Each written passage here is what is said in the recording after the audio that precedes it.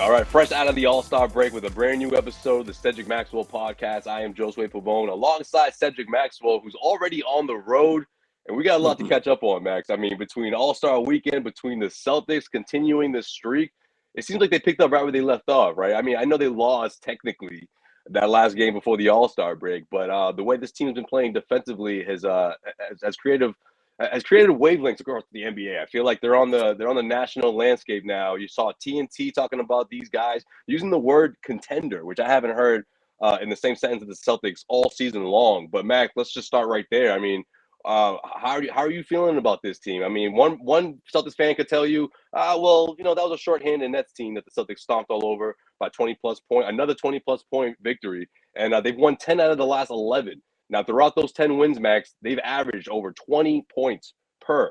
Now, regardless of what opponent they're playing against, this team is certainly on fire on the defensive end, and it's collecting a whole stack of wins for the Celtics team, right?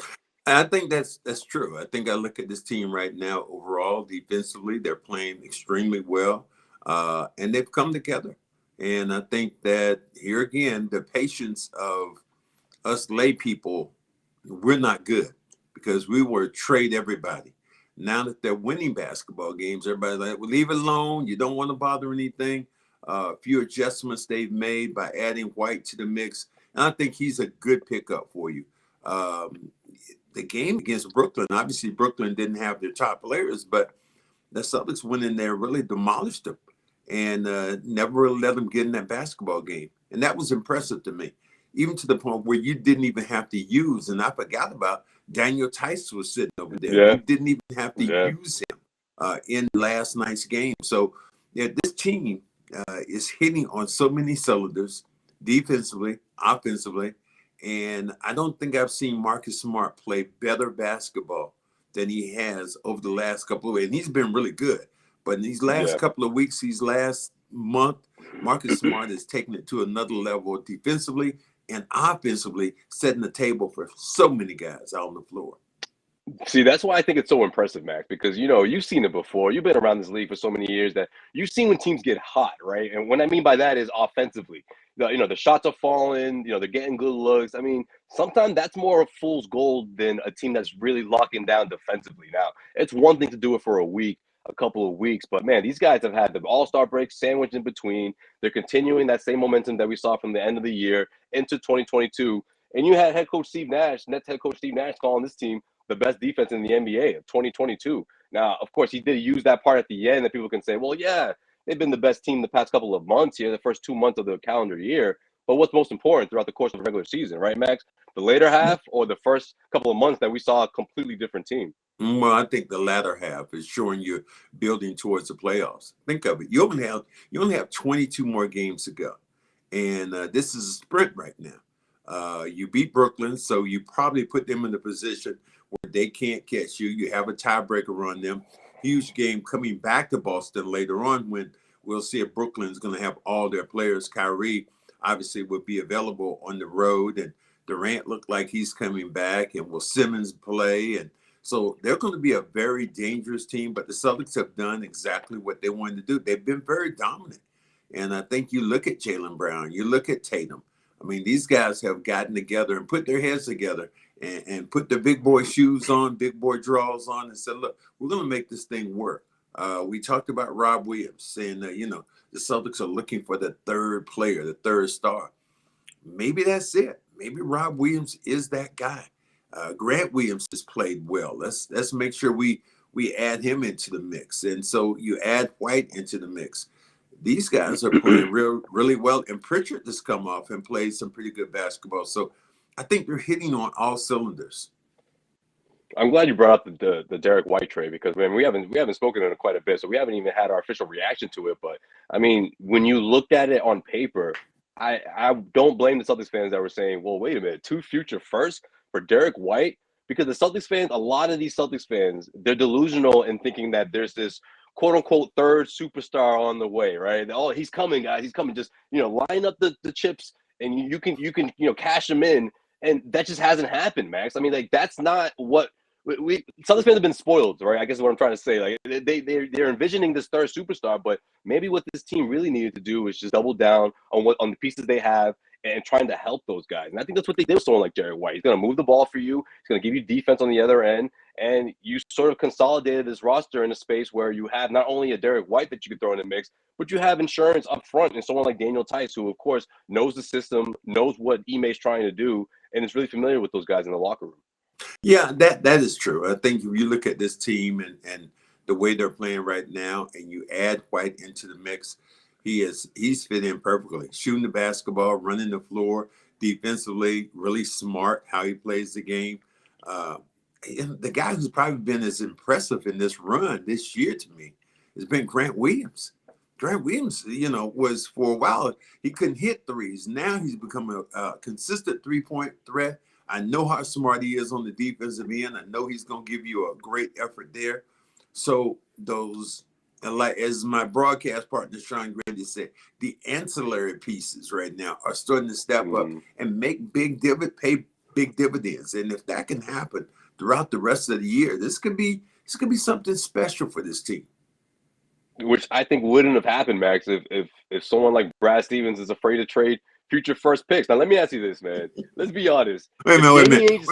If Danny Ainge is still in that seat. Brad Stevens said this. This is what I love. Brad Stevens talked about Marcus Smart when Marcus made the comment about, passing the ball and sharing the ball. And it was said that Brad Stevens said, I wish he hadn't said it out loud. Well, no, it needed to be said out loud. So it puts more onus, puts more pressure on the guys out there to kind of get in gear and put their chips into the table. And Brown and Tatum have done a great job. One thing they've done really well, Josue, I think, is this: the fact that they addressed the elephant in the room. Everybody said, well, they cannot play together. And, you need to move them on. I was even a guy right now. So how do you play Brown and Tatum together? Well, right now they've shut up everybody. They're passing the ball brilliantly. They're defending the basketball really well. And I think Tatum is growing up maybe even more than we've seen, because he will let Brown essentially kind of run the offense for the first quarter and not necessarily panic about, well, I haven't gotten a shot in 5 minutes or 6 minutes. And that means he's growing as a player. The great ones do that. He has to understand that he's a volume shooter. So he's going to get his share of shots. So you don't need to panic in the first 5 minutes to win. Well, what did Tatum do? Did he get any shots? And he's done a great job of understanding that. And I think it's really worked out well for these guys. I just always thought that Marcus was going to be a scapegoat, regardless of how this team did. You know what I mean? Like, we knew this team's they weren't going to just come out the gate swinging. And we knew that Marcus would be the first name mentioned as, well, that's what happens when you give the keys to Marcus. You need a real point guard. You need a real point. Like, we never gave the guy a chance. I mean, the first 10, 15 games into the season, people hated it. They hated him at that point. Now they're singing a different tune, Well, I think in some ways they are, in some ways they aren't. I was in Charlotte during All-Star weekend, and I happened to be getting ready to get on the plane coming back to Boston. And there was only one flight with JetBlue coming back to Boston. And the guy knew who I was. He was talking. He said, man, I am really happy with the trades and the way they made movements, but I wish they had done one thing. And I jumped him. I said, Marcus Smart. He said, absolutely. Could you get rid of Marcus? I was like, why? I mean, why are you getting rid of Marcus? Just get rid of him. That's what they said. And I mean, who's going to better set the table for this team on both ends of the floor? Defensively. Yeah. We all know there's no question about Marcus' ability. What people have complained about is him taking bad shots or taking shots that he had to take because he was wide open. Right. I think now he's a lot more confident, and he gets the ball more with the shot clock with higher numbers to work with. He doesn't catch it with 3 seconds. He got to boom, boom, and got to jack it up. So I think that's really helped his field goal percentage out because he's getting the ball earlier, making decisions. Rob Williams has benefited beautifully from Marcus having that basketball, just throwing those lobs. He's become a great facilitator and a great team player. He just had to adapt. I mean, he was the fill-in point, it felt like, throughout the course of last season when Kemba Walker was missing all those games. But this is the first time where he was the appointed starting point guard, and he needed to adjust. I mean, we knew he was going to take a bit. I didn't know we were going to take that long, right? I mean, this team by Christmas, they were still struggling to try to find themselves. But I just feel like we needed to let him finish, right? It was like a month or two, not even like 6 weeks into the season. It's like, man, let him finish. Let him. When the speech doesn't start off so great, and everyone's sort of looking at each other, and everyone's sort of like sipping their wait, let the man finish. Well, And here we are. Let's look at it this way. What was the low point so far this year? And I think we'll all agree it probably was the New York Minnesota game. No, I think even Minnesota was worse than that. Yeah, you had a lead against the Knicks and lost that. Yeah, I understand that. That can happen. But the way they played Minnesota was a dead man walking team at that time. None of their starting five were playing in that game. The seven weren't playing. These were guys who essentially were pickup guys. And that team really just can't out-hustle the Celtics, beat them in every single way. They just wanted it more. Yeah, and from then on, this has been a different looking team when I talk about their effort on the defensive end. That is when they're going to win and they're going to lose their share of games. They're rotating properly. They're rotating great now. I mean, you don't see as many open shots because the rotations have been so good and so tight. I just think what Brad Stevens did at the trade deadline is gonna be something that we look back on and saying, like, man, that was an underrated move at the time. Not just the trade of Derek White, but just reshaping the roster to a space where everyone sort of knows, okay, this is the group, this is the core. Sure, you have some other ancillary pieces that are right at the end of the bench, but everyone in that core, everyone in that rotation has been there since day one. And I think there's a lot of relevance in that because it sort of gives everyone a sense of belonging, right? And then the All-Star break happens, and then you regroup. And I love the way Ime put it. It was sort of like another camp, like a pre-camp. Like, hey, listen, guys, this is like another training camp. We're gonna keep doing what we were doing, before the All-Star break. But I want y'all to, dumb down on that. Let's take it up another notch. And I thought that's what we saw against the Brooklyn Nets. Again, it's a short-handed team, but the philosophy and the approach, it's all there. And again, that sort of approach on the defensive end of the floor, in my opinion, it resonates better for a team that's surging the way the Celtics are than it would if it were happening on the offensive end. If it was just you could chalk it up as to, oh man, yeah, they're just wide open, or oh man, their opponent wasn't defending them. No, these guys are playing defense regardless of who's on the other side. Yeah, and there's a lot to say about that. There's a lot to say about that. Well, that is the true measure of a team. A team, there are nights when you can't throw it in the ocean, and we've seen the Celtics do that.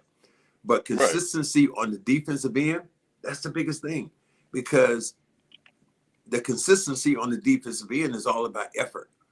And a team should never give more effort than you. So I'm marveling right now as I'm watching this team connect so well defensively. Al Horford blocking shots, Rob Williams blocking shots, Grant Williams defending the ball really well. And you see Tatum and Brown start defending their position. And when they defend their position, when your two best players defend their position, everything else kind of goes downhill and everybody else picks up the tempo and the pace. I just feel like there isn't a weak spot in this starting five. Like, I love the energy that these guys put out. And then at the starting same time, five, how about the starting seven? I was going to say the starting five I love, but then I love how if the team is still, if it's a close game, you're going to get that white lineup to close up, And I don't know if that's going to be the norm, but it seems like Ime is going to be leaning towards that lineup to close out. And I love that because everyone on that, from 1 through 5, you have the effort there, you have the defense, and then also they can score on the other end, And Rob's confidence is through the roof right now. Rob's confidence is through the roof. The only thing I have not seen from him is developing more of a skill set around the rim with making little moves around the basket. What they're using him for right now is lobs and dunks. And it's really worked out well for him. But I think there's going to be a little bit sometimes when he gets the ball from about 10 feet away, if he could back his man in, get a little jump hook, spin move or something like that to add to his arsenal. Sat Sanders said that to me. He coached me, and he's a Hall of Famer now. But he was my coach for a while, and he said, Max, I've always wanted you, when you were playing, I wanted you to go out there and develop an 18, 19 footer because you have a great stroke. And I was my smart ass going, Satch, why? They can't guard me from 5 feet away. Why am I going out to 18 feet away? But I want Rob Williams to be a little bit more consistent in what he's able to do offensively, because we'll see him at the free throw line now, and he doesn't even look at the basket. Yeah. I mean, he is looking to list right. He's looking right or left, and he's just trying to give that basketball up. So I would love to see him do a little bit more of that. But so far, as you said, what are the weaknesses right now for this team? No clue. I mean, the second unit, I mean, honestly, this can go for most teams, but one injury could really do this team in, because that core, I mean, this is it. This is the 8-man rotation. And like you mentioned, Daniel Tice sort of being that guy if someone's a foul trouble to jump in there. But, for the most part, this is it. Peyton Pritchard sort of rounding out that rotation. And I don't hate it. I don't hate it, Max. Again, I think it bodes well with this team's philosophy. Watch the way they're playing and the confidence that they're building in every game. And it doesn't matter who they're playing. Okay, we said, that Philadelphia game, that's going to be a big test for the Celtics. Going into Philly against Joel Embiid, obviously they didn't have one of their main players, but Joel Embiid and his crew, and you have those guys down by 50 in their building. And then you come back against Brooklyn, obviously not having their core, but you got them down by 25, 26, maybe 30. The Celtics have been, in the last couple of weeks, have been beating teams up outside of the game of playing Detroit, the last game before the All-Star, which could have been a trap game. The fact you did not have Marcus, the leader of your defense, and you didn't have the anchor of your defense, Rob Williams. Yeah. I think those two guys would have changed the tenor of what the Celtics did in those last couple of moments of a game, and probably would have won it for them. I know, Max, you didn't see the TNT broadcast, but, man, Stan Van Gundy loves himself some Boston Celtics, man. This dude's gushing the entire game, how great the defense is. I'm like, man, does this dude watch every game? Because he was talking about things that only, like, you and I would really, hone in on. But he used the word contender, Max, and I was a little bit beside myself, because I haven't heard any national head, talking about the Celtics and using the word contender next to it. Is this something seem like contender? Like, this is when you grab your cup and you do like this. Slow your roll, boss. Slow your damn roll. Championships. Am I right? And, Am I right? Okay. Championships. Right. I mean, really, this is what we're talking about now. When last week a month ago we're talking about trade this person and trade that person, but I'm like, damn, Van Gundy. True to his nature, you got money on the Celtics? Stevens has put together a pretty good system, and these guys are on a pretty good roll. And like I said, now I don't even like to jump forward, but you got a Detroit team, which is you should be able to go in and win that game here. You got Indiana, who is struggling, and then you got Atlanta, who you just beat. They're coming back here, but that big game is coming in when you have Brooklyn on a Sunday. So you got some huge games, and if Celtics can stay on the roll, I mean, you're not that far away from first place. Where they're at. That's now. The thing about the East. You can see first place from where the Celtics are now. Yeah, I should have led with that. I forgot to tell the people, man. Max is in the hotel room in Detroit right now. Staying away from the snowstorm, but there ain't a whole lot to do out there in Detroit, I guess, right, Max? I was like, what's the plan for tonight? You was like, nothing, man. Nothing. Bro, when you called me, you talking about, let's do a podcast today. I was like, what else am I going to do? Last night, we got to hear about 2 o'clock in the morning. I know some of you go, woe is Max on your private plane coming in here, but we normally land. You poor thing. Yeah, give you guys a taste of it is normally we land on these maybe sometimes in the inner city, in the city or city airports, but this time we're out in Birmingham, Michigan, and it's outside, and there's another private runway that we go to, which is about 20 miles away from Detroit International Airport. Well, we land last night at 2 a.m, and man, we're in an ice storm. And when you come off the plane, there's no jet bridge. What you have is you have steps. You have about 25 steps, and they were iced up last night. And man, I'm coming down like Grandpa Jones, man, just slowly easing, coming down with street shoes on, my hands on the rail, man. How many people did you hold up? How many people did you hold up? All I could see was my feet just going, whoo, and me just shooting up in the air and, coming down them steps, boom, boom, boom, boom, You boom, know, boom, boom. I was like, oh God, please. And I held on. So but that's the transition that this team goes through, being in these places with the weather. And I'm sure, people don't feel sad for us at all, but I'm just giving you a snippet. We got in at 2 a.m. and by the time we got here to the hotel, it was about 3:30 in the morning. Get your bags. So it was almost time to order breakfast by the time everything settled. Yeah, Max, you just reminded me, man. You remember that one time I saw you fall? The what? That one time, the only time I've ever seen you fall. You don't remember? Oh, was I in the press room? Yes, yo. So Max was walking, minding his business. This is like halftime, getting our snacks and everything. And I swear, I think this would happen one day, but I didn't think this is gonna be that time. They always had, I think they still have it, this long tablecloth that's way too long. And you walked past the table, and man, when you fell, Max, the ground shook, man. I've never seen a 6'8" Don't worry, guy or you 6'7" the guy ground fall, shook. man. I shook. It was. But you as went you down so start to damn get fast, older, man. and You being went down so now at 66, you don't fall the way I used to fall. That ain't soft at all. It's a hard landing. So I'm trying to be I gingerly blinked and you were on the moving ground. around. I blinked and you were on the ground, and I thought it was an earthquake for a second, man. I swear to you. All you I get was like, something whoa. boom. Right. So And then you coming up, what cracked me up was that you were getting up, cracking up as if someone else had fell. I'm like, yo, that was you, man. You good? Like, I'm asking you if you're all right. You laughing the whole time. I was like, damn. Well, I tell you what, last night wouldn't have been the case if I'd been coming down 15 Ooh, steps those and stairs. boom, boom, boom, boom, boom. I just like, oh my goodness. So yeah, we play here in Detroit tomorrow, and this is a team that beat the Celtics. Again, probably was a trap game, but still the Celtics' oldest team. You just beat them here. And Detroit, I think, and Detroit has been a kind of a thorn in your side in these last couple of years. They just won too. Actually, they've got another win. I say it as if it doesn't happen often, but they got another win. Yeah, they beat Cleveland the other day. That's right. So they have a good team. What's his name? Cave. I'm trying to think of the rookie. Cunningham. Yeah, Cave Cunningham is. Cave. Yeah, he is really solid, man. If you watch him play, his ability to stretch out, he does remind me. He doesn't have the John Morant crossover thing going.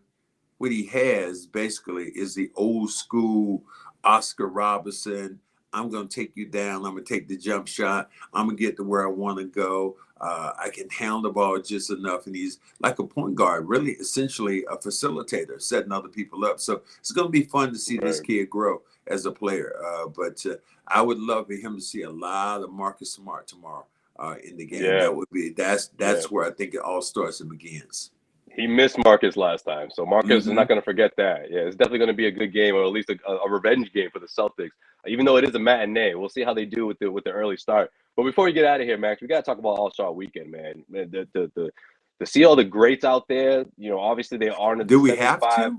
NBA players. I mean, yeah, we do, because you of all people, Max, you have been advocating to see the Celtics Big Three back together ever since Ray Allen left for Miami.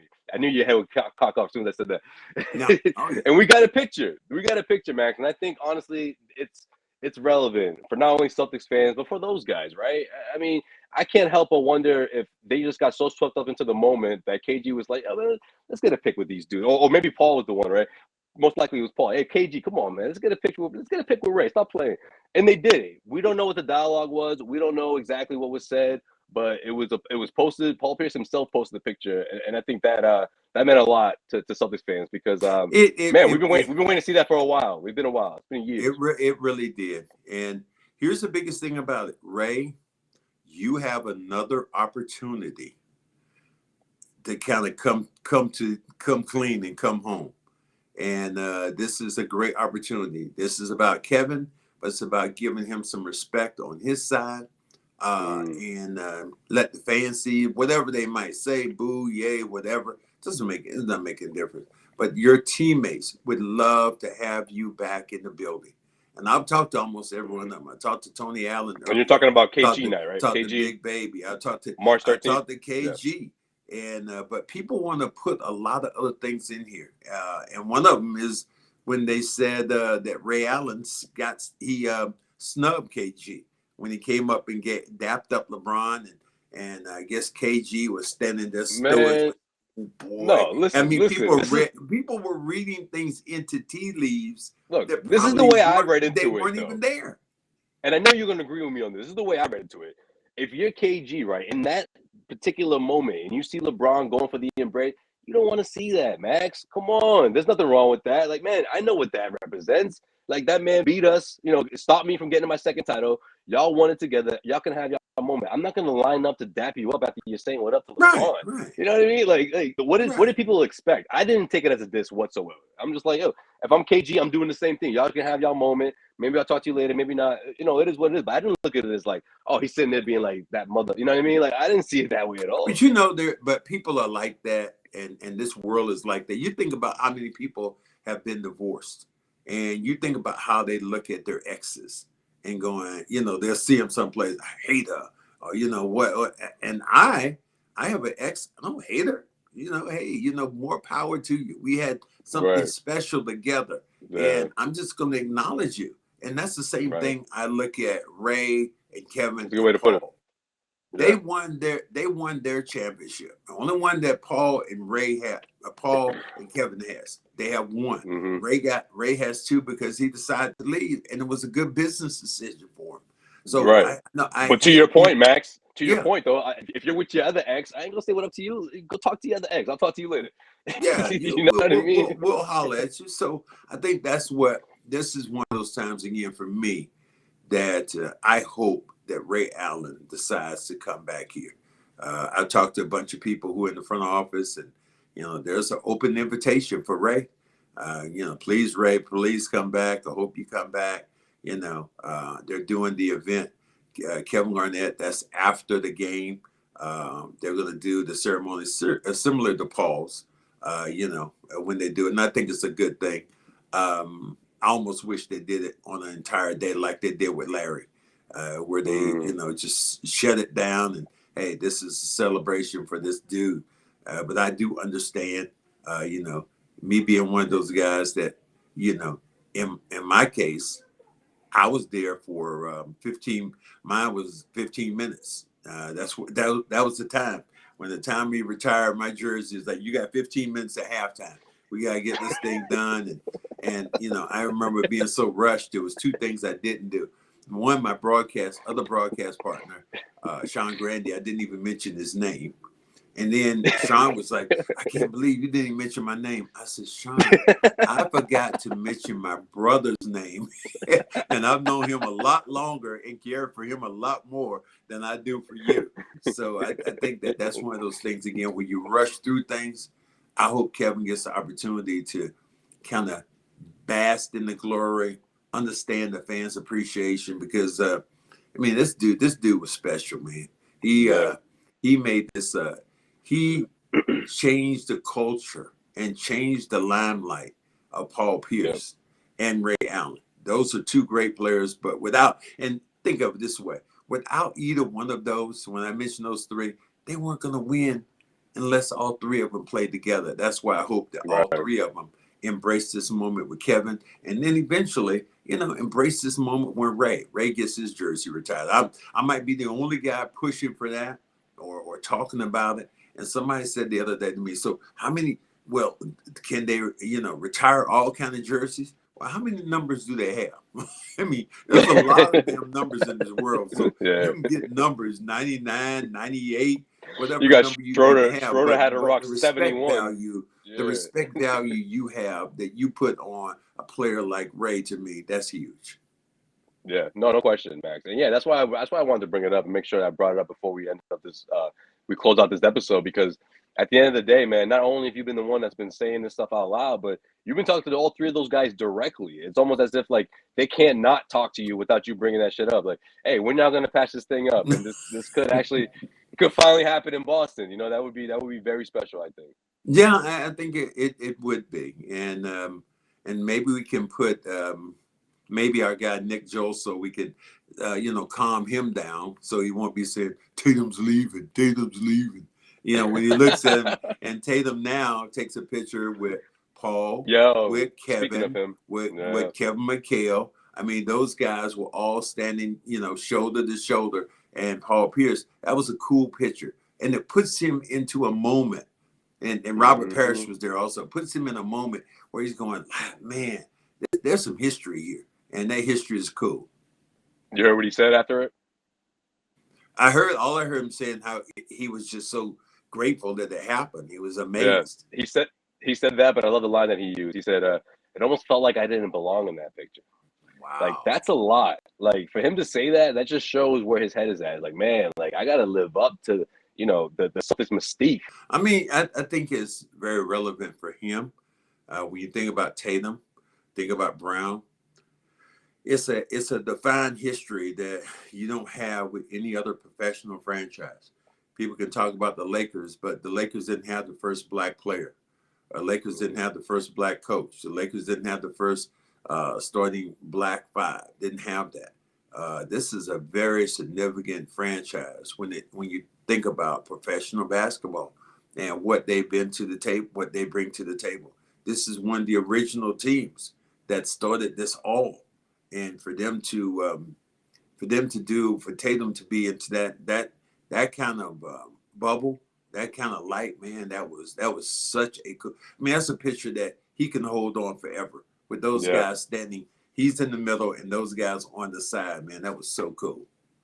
I just think it's another sign of him maturing, you know, when he said that, you know, for him to say that I almost don't belong in this picture. It's almost like, well, take that with you, take that energy with you and let it drive you into being into a championship, you know, conversation. Because that's what we really want to see this team at the end of the day. I know we talked about this team being a contender and how the national media is sort of putting on them on that pedestal, but we haven't seen it quite yet, right? We haven't been comfortable enough to call this team a championship team yet.